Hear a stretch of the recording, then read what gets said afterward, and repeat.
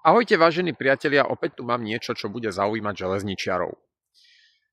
Ako malé decko sme mali chalupu v Medzeve, chodievali sme tam do mojich 8 rokov. Ja ako malý som bol už v tom čase naozaj fascinovaný železnicami. Ja som mal presne spočítané, koľkými železničnými priecestiami prechádzame. Boli 4.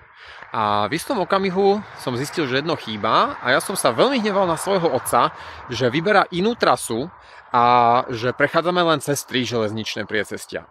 Nuž, žiadne nechýbalo. V roku 1994 železnica Slovenskej republiky zrušili trať do Bane Lucia a tieto kolaje vytrhali. Dnes sa na tomto mieste nachádza už iba odstavná kolaj, ktorá je ako takou niekdajšou pripomienkou, že kedysi tadeto viedla trať až do Bane Lucia. Samozrejme v teréne stále môžeme nájsť niekoľko železničných priepustov, násypy. V Bani Lucia stále existuje staničná budova. Ja sa teraz s vami trošku prejdem až na koniec tejto odstavnej kolaje a potom spoločne si pozrieme ešte aj miesto, kde železnica prechádzala cez cestu. No a teraz sa poďme spoločne prejsť po tejto niekdajšej železničnej trati. Teraz idem stále po trati, už nie po tej medzevskej, ale po tej do Bani Lucia. Možno, že vy, ktorí sa železniciam venujete, by ste mi mohli povedať, že v ktorom roku presne bola ukončená osobná doprava do Bane Lucia. Ja viem tak, že to bolo niekedy začiatkom 70. rokov, keď sa ukončila ťažba v tejto bani.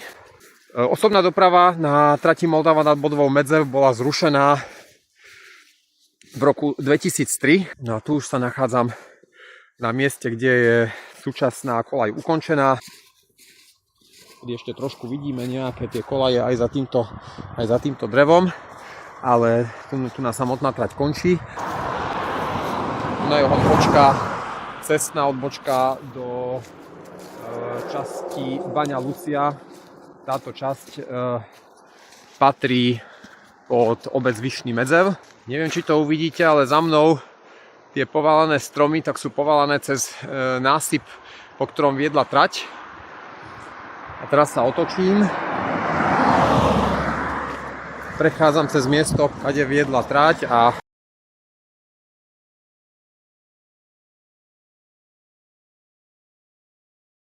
tuto je železničný násyp, po ktorom tá trať ďalej viedla do Bane Lucia.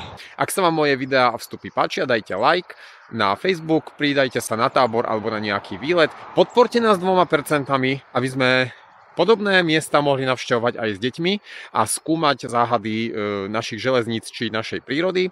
A vidíme sa pri ďalšom videu.